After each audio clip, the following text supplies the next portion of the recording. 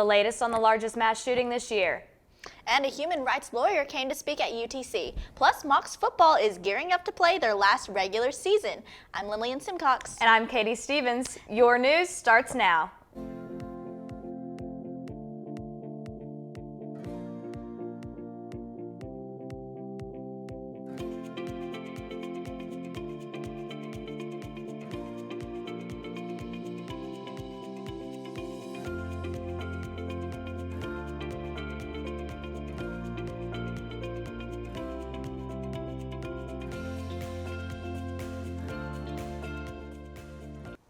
President Joe Biden is set to visit the morning city of Lewiston, Maine this afternoon. The city remains in grief after this year's largest mass shooting took place at the bowling alley and at a bar October 25th. 18 lives from 14 to 76 were lost, over a dozen were injured. The gunman Robert Card fled the scene calling for a multi-state manhunt. He was found dead 2 days later. This event has the president calling for a new assault weapon ban and a universal background check once again. Law enforcement sources told CNN that the weapon was purchased legally just days before Card was hospitalized and underwent a psychiatric evaluation in July. A National Guard spokesperson said Army Reserve officials reported Card behaving erratically. Actor Matthew Perry died at the age of 54 last Saturday.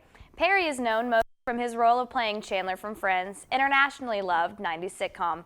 Despite Friends being the most notable part of his legacy, Perry wanted his battle with substance abuse and his recovery to be the impact that everyone remembered his name with. He has been quoted saying, "When I die, I don't want Friends to be the first thing that is mentioned, but instead I want it to be that I helped others recover from alcoholism and drug abuse." President Biden is making another attempt at student loan forgiveness. Earlier this year, the Supreme Court ruled that Biden's administration could not forgive $400 billion in student loans because of the 2003 HEROES Act. The Department of Education will follow up on the proposed changes to the Higher Education Act in meeting on November 6th and 7th. Meetings are open to the public to comment from 3 until 4 to the interested constituents, but people have to sign up to speak ahead of time. The House passed a bill on Thursday to approve $14.3 billion in aid to Israel. The bill passed in a divided House vote of 226 to 196. They excluded the aid to Ukraine. In turn, the bill enacts funding cuts to the IRS. Now, the bill passes to the Senate, and if approved to the Oval Office, Biden initially requested $106 billion to aid Israel and Ukraine, so there is a possibility of veto only if Israel is funded. Bipartisan support for both the nations and the Senate causes a division within Congress. A graduate from Harvard Law School came to speak to UTC Thursday, but it's something about this speaker that made her unique, and it's not your average student. Haben Girma was the first deaf-blind graduate of Harvard Law School. Girma is a human rights lawyer advancing disability justice. President Biden named her White House Champion of Change. She has received the Helen Keller Achievement Award and a spot on the Forbes 30 Under 30 list. Haben believes disability is an opportunity for innovation, and she teaches organizations the importance of choosing inclusion. The New York Times, Oprah Magazine, and The Today Show featured her memoir titled Haben, the Deaf-Blind Woman Who Conquered Harvard Law. It was a good day to be a Mocs. I think Gabby Shelton might have some good news for us in terms of the weather. Let's see what she has to say. Gabby? Wow, it sure felt like winter outside yesterday, and today was another freezing morning. This Friday afternoon, though, is in the 60s, feeling great out there. This cold isn't going to follow us into the weekend, though. Saturday and Sunday, we'll see temperatures in the 70s. Monday will start a warm-up throughout all of next week with a high of 75, low of 45. Tuesday even higher at 77 and 51, and then Wednesday with a high of 80. You might not want to pull out all the winter clothes just yet. No chances of rain today through Wednesday, and only % chance on Thursday. That'll be it for the weather report today. Lily and Katie, back to you guys. Did you get dressed up for Halloween? Well, a few of our friends did, and if you had a chance to vote for your favorite costume, voting ended today at noon. The library hosted this event, and what an awesome lineup of contestants we had participate for a night of scares and screams. It really comes down to who you think was the scariest. See who wins on the UTC Library Facebook page or on Instagram. Might just be someone you know. This Wednesday, a Black Hawk helicopter landed on Chamberlain Field to take ROTC cadets on a ride across the scenic city. Captain Stuart Allgood told UTC News that this experience was to give cadets exposure to riding a helicopter. It also helped gain ROTC program exposure through campus, as well as onlookers watched the helicopter land and take off. Flown by UTC grad Jonathan White, White simply said it was really awesome.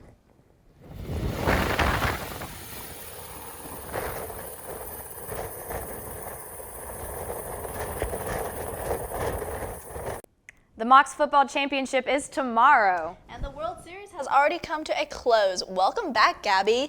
Care to tell us who won those rings? Looks like you're in for a surprise with that one. Mocs football is fired up for the Saturday's championship against Furman. Their Salute to Heroes game begins at 1:30. The 13th ranked Mocs play their last regular season game against number 2 Furman here at Finley Stadium. The winners earn automatic bids to the FCS playoffs. Volleyball leaves McClellan to take on West Carolina today at 6 p.m. and Furman tomorrow at 4 p.m. for their last regular season games. These games will break the three-way tie they have with the number 7 WCU and number 8 ETSU. Special shout out to our Morgan Romano for ranking second nationwide in active career kills, totaling 1,958 kills, right behind USC's number 1 at 1,969. Women's golf finished first in the Mercer Invitational and third in the Furman Invitational. Meanwhile, the 21st ranked men's golf finished at runner-up at the Stillwood Collegiate. In last week's SoCon Cross Country Championship, Kelsey Boyd led the women to third place and men placed fourth. Congrats to our cross country athletes. In national news, the Texas Rangers won their first World Series in franchise history. With a 5-0 victory, they surpassed the Arizona Diamondbacks to win the ring. The Philadelphia Eagles are on top with a 7-1 record. A.J. Brown has topped 125 receiving yards in 6 consecutive games, becoming the first player in NFL history to do that. The Baltimore Ravens won over the Cardinals 31-24, and Miami beat the Patriots 31-17, to fall in second and third behind the Eagles. In the FIFA news, Australia said it would not bid, leaving Saudi Arabia as sole bidder to host the largest soccer tournament in 2034. That is all for sports. Lillian and Katie, back to you. To cap things off, we've gotten a nice bout of fall weather. You know what that means. The leaves are falling here at UTC as they look as beautiful as usual.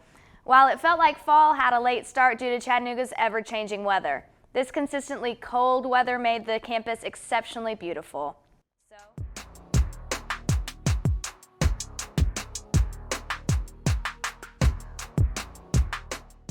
Well, that does it for this edition of Mocs News. Thanks for joining us. Don't forget to give us a follow on Instagram and at Mocs News UTC. We'll be here for you next Friday. Hey y'all, I'm Lillian Simcox, and it is exactly where it looks like we are. We are at Finley Stadium. UTC is hosting an event where area high school students can come and be a VIP guest to march with the Marching Mocs for a day.